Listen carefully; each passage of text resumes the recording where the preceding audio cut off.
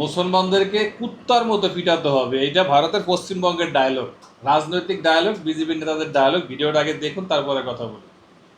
মুসলমানদের সঙ্গে কুত্তার মতো ব্যবহার করতে হবে, মুসলমানদের সঙ্গে কুত্তার মতো করে রেখেতে হবে মুসলমান।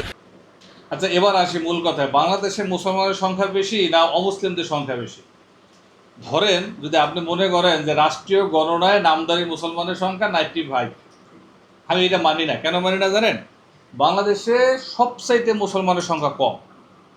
কারণ হলো যারা মসজিদে নামাজ পড়ে এরা হইলো মুসলমান, আর যারা মাদ্রাসায় লেখাপড়া করে আপাতত ছাত্র এরা হইলো মুসলমান। এদের সংখ্যা খুবই সীমিত।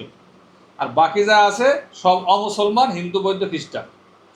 তাই না হয়তো তাহলে পার্শ্ববর্তী কান্ট্রি যে সমস্ত উস্কানিমূলক বক্তব্য দিচ্ছে এবং বাংলাদেশের গাইবান্ধার মতো জায়গায় 83 ফিট সুউচ্চ রাম মন্দির, মানে রাম মূর্তি তৈরি করতেছে লক্ষ কোটি টাকা যেখানে ব্যয়, সেখানে নাকি একজন এসির মেকার এই টাকা দিচ্ছে ভগবানের মূর্তি তৈরি করতে। এইটা কিভাবে পসিবল, কিভাবে সম্ভব আমার বুঝে আসে না। এখন এক গাইবান্ধাকে কেন্দ্র করে সমস্ত রংপুর, উত্তাল, বাংলাদেশ উত্তাল প্রশাসন এবং এক ধরনের হুজুররা মুখোমুখি। তো এই পরিস্থিতি কী হবে লাস্ট পর্যন্ত, কি হবে তার বাস্তব প্রমাণ ভারত উস্কানি দিচ্ছে। বাংলাদেশে দাঙ্গা বাজুক, আর দাঙ্গার সুবাদে ফ্যাসিস্ট বাংলাদেশে আসুক এবং বাংলাদেশের রাজনৈতিক পরিস্থিতি অস্থির হোক।